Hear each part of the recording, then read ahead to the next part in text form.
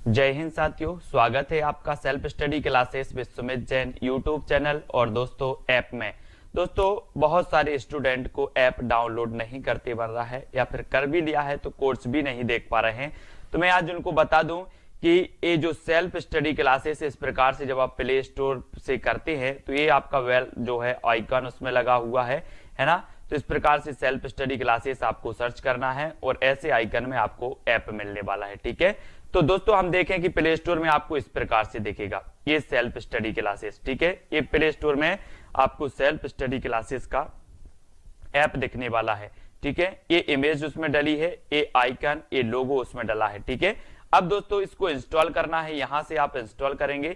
ठीक है, अब इंस्टॉल करेंगे तो वहां पर आपको नंबर मांगेगा, जीमेल नंबर मांगेगा, तो आपको ओटीपी आएगा, तो आप रजिस्टर करके आगे बढ़ेंगे। दोस्तों हिंदी साहित्य का वीडियो स्टार्ट हो चुका है, तो सभी लोग वीडियो को लाइक करेंगे और हिंदी का पूरा वीडियो देखना है दोस्तों आपको बहुत अच्छी ट्रिक के माध्यम से, है ना। और हमारा रोज सुबह 9:30 बजे ट्रिकी वीडियो आता है हिंदी साहित्य का, जिसमें हम प्रश्नों को याद करते हैं, रचनाओं को याद कर सकते हैं, कवियों को, सभी कुछ याद करते हैं हिंदी साहित्य का। ठीक है, तो रोज सुबह 9:30 बजे देखना ना भूलें हिंदी का ट्रिकी वीडियो। स्टार्ट करते हैं दोस्तों। जो भी साथी अभी तक सब्सक्राइब नहीं किए हैं चैनल को, वो सब्सक्राइब कर लेना, वीडियो को लाइक करना है और शेयर करना है। पहले आपका टेस्ट होगा, फिर आपको ट्रिक भी बताई जाएगी। तो जल्दी से आपको बताना है जगत दुनियत के रचनाकार कौन है।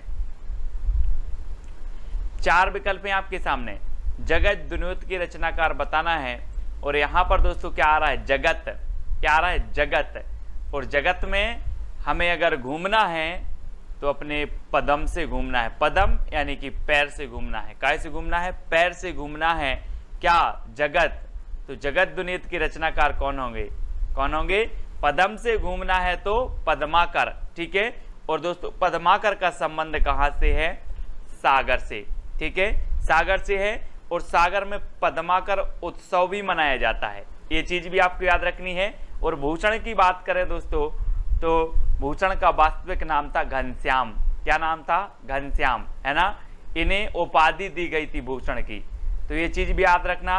रीति काल में एकमात्र वीर रस के कवि हैं भूषण जी, है ना, याद रखो। अगला क्वेश्चन देखते हैं दोस्तों, कवि कुल कल्पतरु के रचनाकार कौन है। 4 विकल्प हैं, बिल्कुल आसान है, आपको बताना है।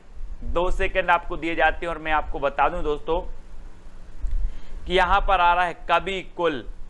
और दोस्तों आपको पता है कि अपने अपने कुल की चिंता सभी को रहती है। आपका भी कुल होगा, आपके कुल की चिंता आपको है कि नहीं है, है ना।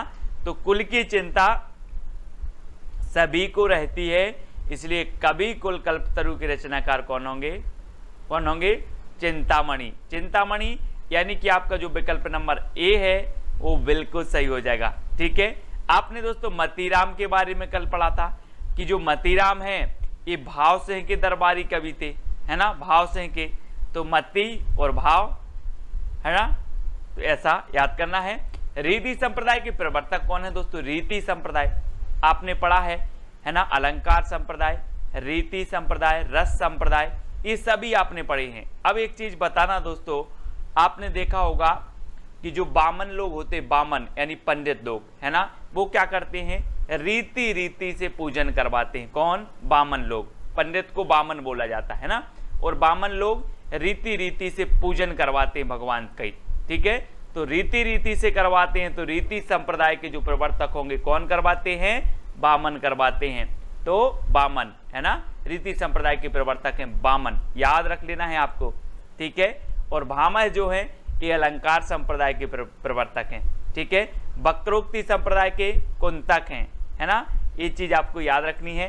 अगला क्वेश्चन देखेंगे दोस्तों, रीति काल को श्रृंगार काल किसने कहा है। अब दोस्तों एक चीज बताना कि श्रृंगार अपने भारत में ही किया जाता है कि पूरे विश्व में किया जाता है, जल्दी बताओ।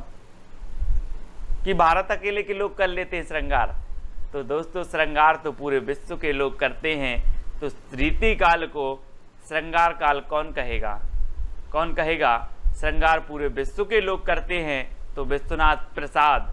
कौन कहेगा, विश्वनाथ प्रसाद, है ना। और अलंकार काल कौन कहेगा, अलंकृत काल, तो कहेगा कौन, मिश्र बंधु, यानी कि मिश्र बंधु अलंकृत काल।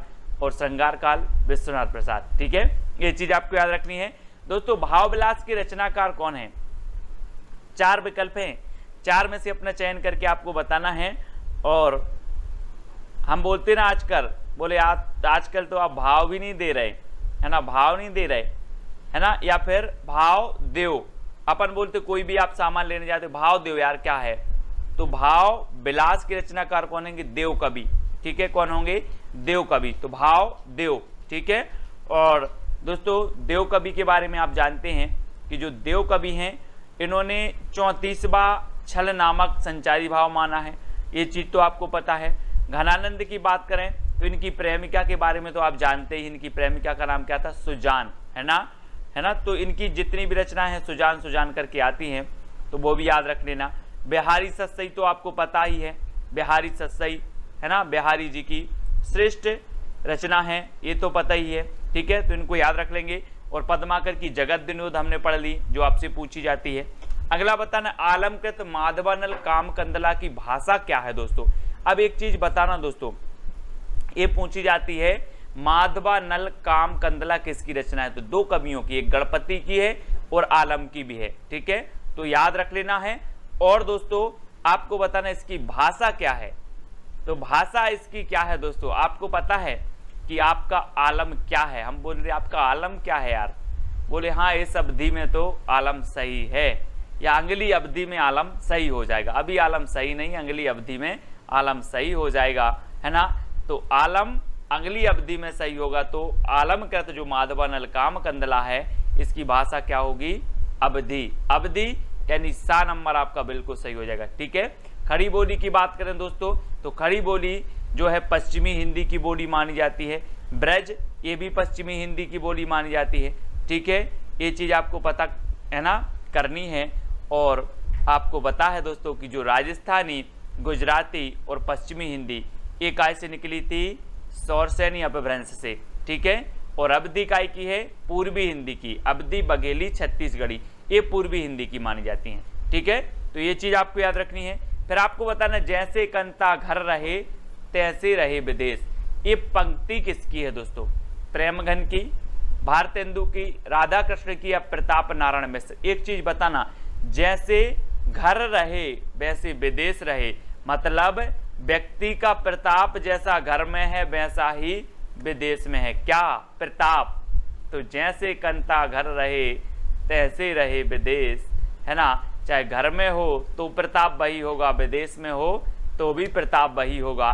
तो प्रताप नारायण मिश्र ये इनकी पंक्ति है, याद रख लेना। जैसे कंता घर रहे तैसे रहे विदेश, प्रताप नारायण मिश्र। ठीक है, अगला बताना है दोस्तों आपको, हिंदी साहित्य में महाप्राण शब्द किसके लिए प्रयोग किया जाता है?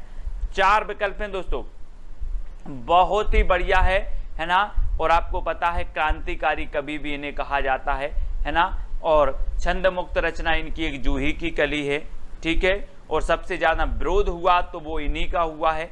और महाप्राण कहा जाता है किसे? निराला को। अब दोस्तों एक बताना, प्राण प्राण हो तो ठीक है, बात मान ले प्राण, लेकिन महाप्राण तो कोई निराला व्यक्ति ही होगा जिसे महाप्राण कहा जाएगा, कि सामान्य ऐसे ही व्यक्ति को कह दिया जाएगा? नहीं, कोई निराला व्यक्ति है और वो है सूर्यकांत त्रिपाठी निराला, छायावाद के आधार स्तंभ। ठीक है, जूही की कली इनकी प्रथम छंद मुक्त रचना मानी जाती है। महावीर प्रसाद द्विवेदी ने सरस्वती पत्रिका में प्रकाशित करने से मना कर दिया था जूही की कली को। और दोस्तों बाद में ये रचना इतनी प्रसिद्ध हुई कि निराला जी की प्रसिद्धि का कारण बनी जूही की कली। ठीक है, याद रख लेना है। महावीर प्रसाद द्विवेदी की संपत्ति शास्त्र आपको याद रख लेना। 1903 में ये सरस्वती के संपादक बने, 1920 तक ये रहे। ठीक है, द्विवेदी जी के नाम पर द्विवेदी युग का नाम भी पड़ा, ये चीज भी आपको याद रखना। गया प्रसाद शुक्ल स्नेही की बात करें तो इनका जो उपनाम है वो क्या है? त्रिशूल। त्रिशूल इनका उपनाम है, गया प्रसाद शुक्ल स्नेही। ठीक है, इनको याद रखेंगे। और मैथिली शरण गुप्त तो आपको पता ही है दोस्तों, है ना। भारत भारती इनकी श्रेष्ठ रचना मानी जाती है। और दोस्तों इन्हें राष्ट्र कवि भी कहा जाता है। अगला बताना, कोर्ट मार्शल नाटक के रचनाकार कौन है? Court martial. अब एक चीज बताना दोस्तों कि अगर आपका कोई मुकदमा चल रहा है तो आप यहीं देश के कोर्ट में जाओगे कि विदेश जाओगे? स्वदेश जाओगे कि विदेश जाओगे कोर्ट में? आपका मामला यहीं चलेगा ना स्वदेश के कोर्ट में, तो कोर्ट मार्शल स्वदेश दीपक, है ना, कोर्ट मार्शल स्वदेश दीपक, क्योंकि हमें स्वदेश के कोर्ट में जाना है, विदेश के कोर्ट में नहीं जाना। यानी कि आपका जो 1 नंबर है वो बिल्कुल सही हो जाएगा। ठीक है, एक रचना पूछी जाती है जो दोस्तों विजय तेंदुलकर जी की, कौन सी? सखाराम बाइंडर।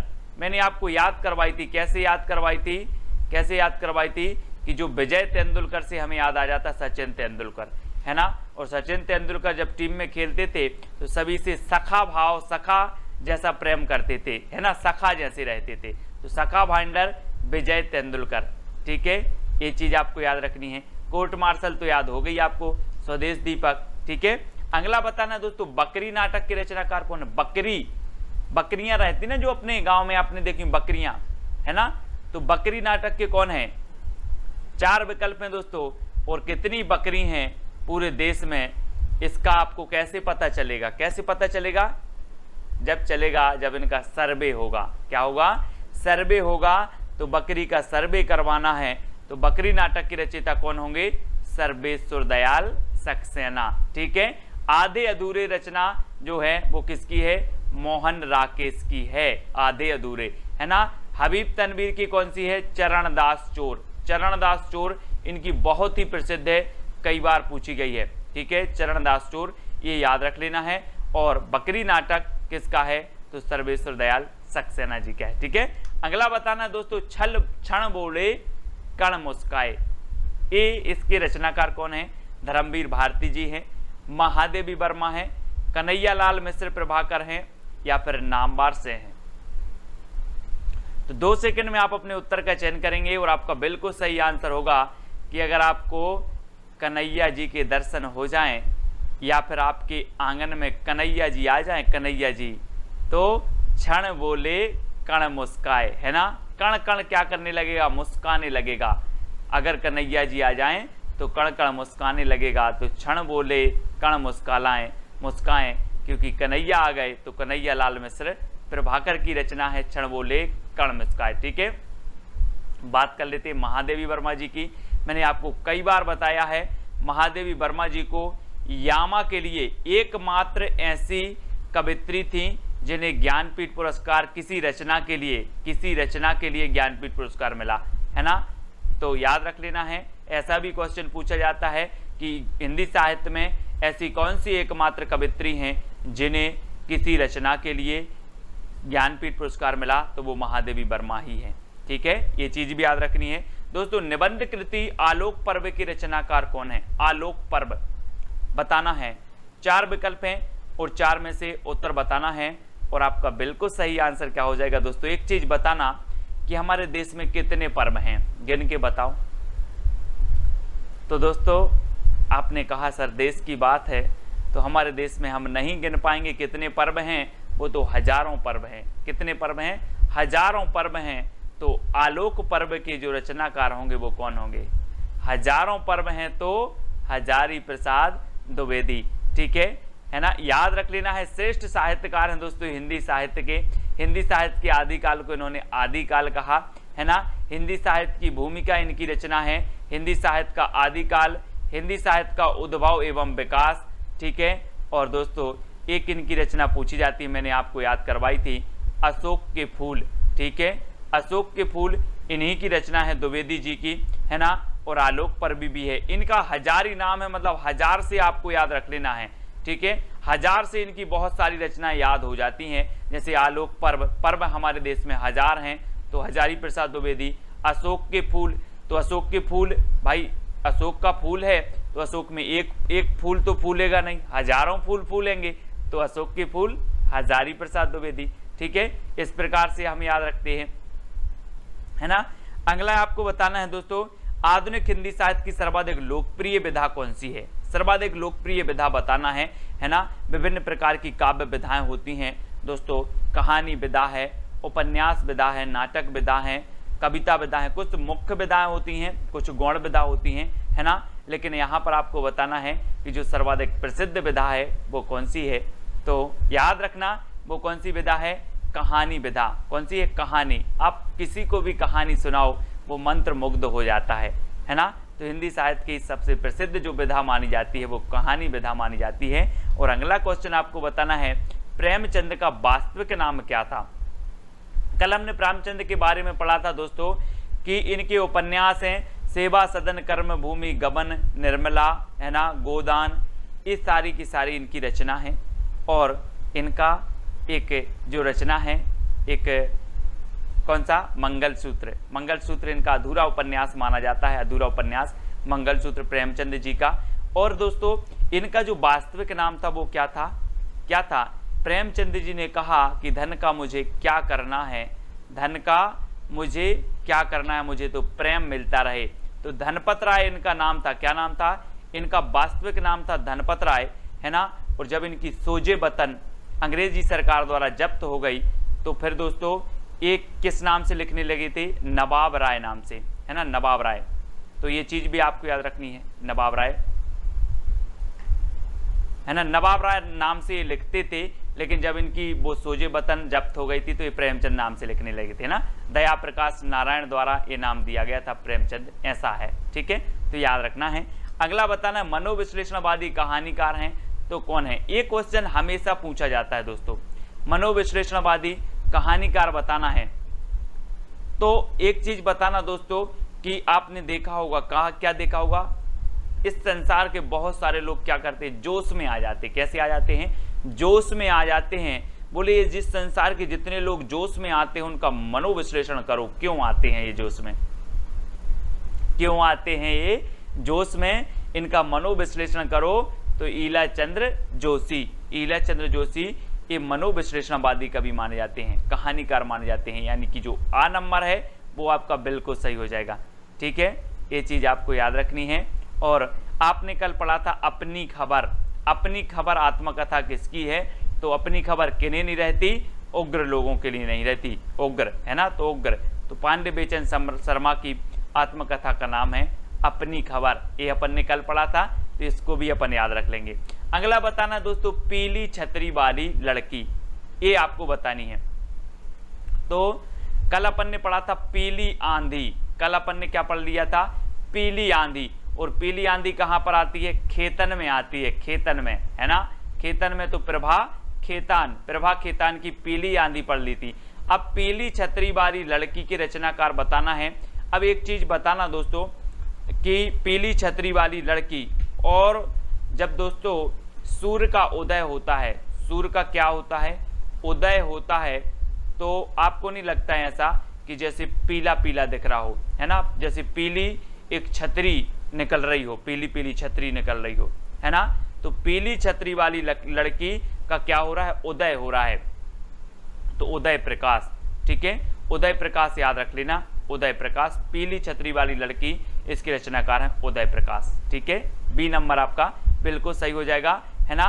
और कवियों का कवि कहा जाता है दोस्तों शमशेर बहादुर को, कैसे, शमशेर बहादुर को कहा जाता है कवियों का कवि, है ना, याद रख लेना। और कैन का कवि कहा जाता है केदारनाथ अग्रवाल को, केदारनाथ अग्रवाल को, ठीक है, ये चीज भी याद रखनी है। और शमशेर बहादुर को कवियों का कवि कहा जाता है। अगला बताना, शैतान मंडली की रचनाकार कौन है, शैतान मंडली। अब आपको बताना है दोस्तों कि जो शैतान मंडली रहती है, अगर इनको रोका जाए तो ये बेचैन रहते हैं शैतानी करने के लिए, बहुत बेचैन रहते हैं। शैतान मंडली शैतानी करने के लिए क्या रहती है, बेचैन रहती है। तो शैतान मंडली की रचनाकार कौन होंगे, कौन होंगे, बेचैन शर्मा उग्र, है ना, कौन होंगे, बेचैन रहती है तो बेचैन शर्मा उग्र।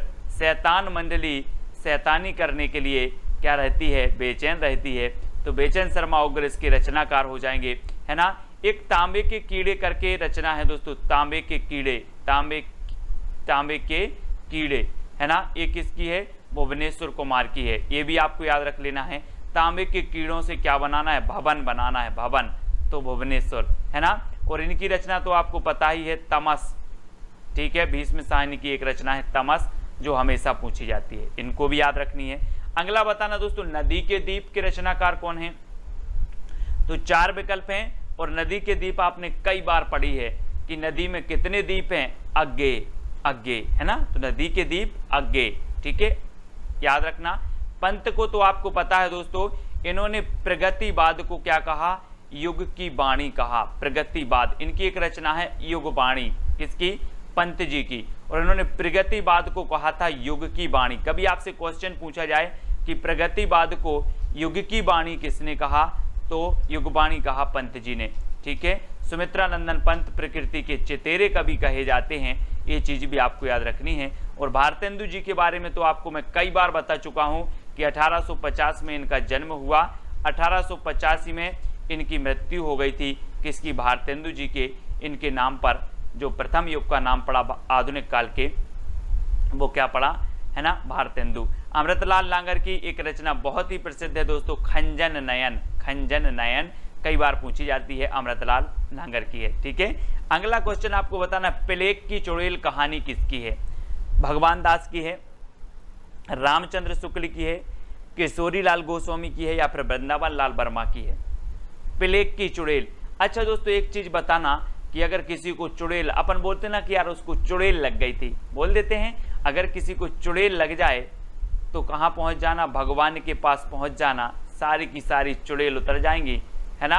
अपन बोलते ना यार भगवान के पास ले चलो, भूत उतर जाएंगे इसके, तो सारी की सारी चुड़ैल उतर जाएंगी। कहाँ ले जाना है? भगवान के पास।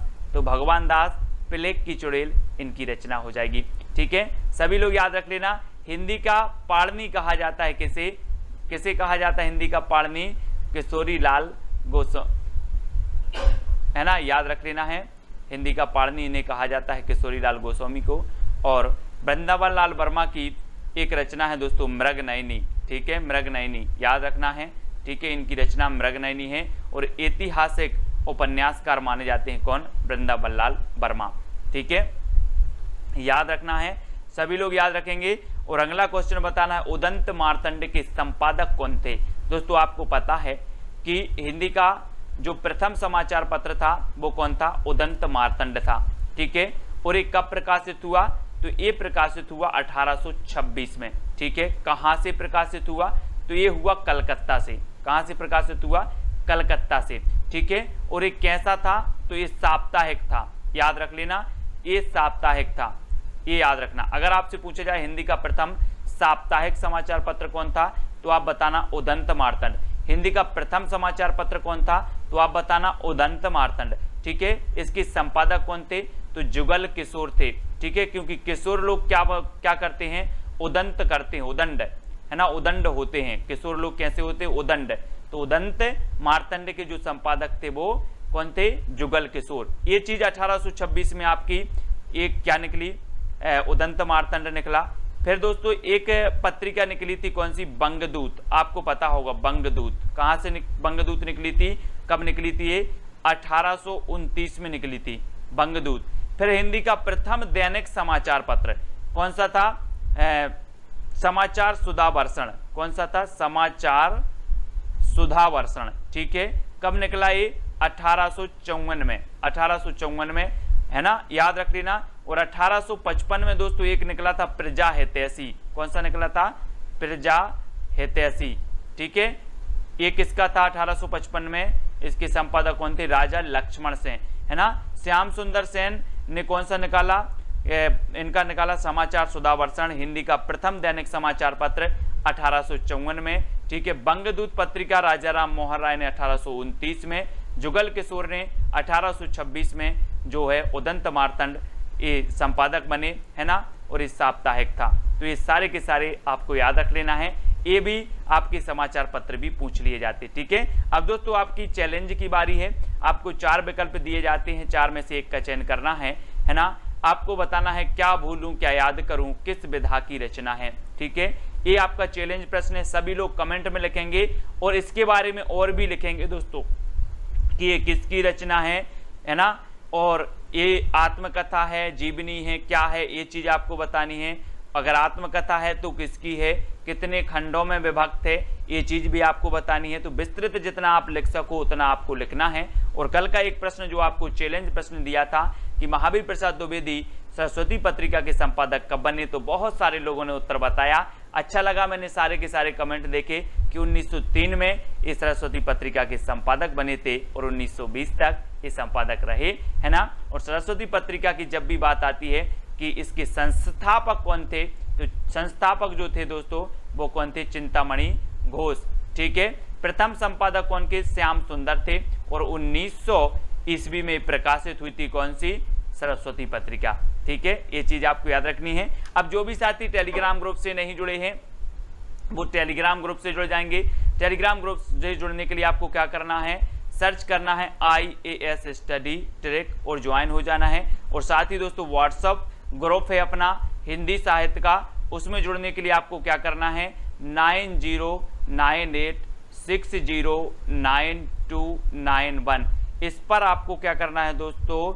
मैसेज करना है। आपको हिंदी साहित्य ग्रुप की लिंक मिल जाएगी, तो आप ज्वाइन हो जाना। ठीक है, सभी लोग वीडियो को लाइक करेंगे। वीडियो कैसा लगा कमेंट के माध्यम से आपको जरूर बताना है। 2 लाइन आपकी मोटिवेट की रहेंगी। ठीक है, वीडियो को लाइक करके शेयर अवश्य करें। आज के वीडियो के लिए बस इतना ही। जय हिंद।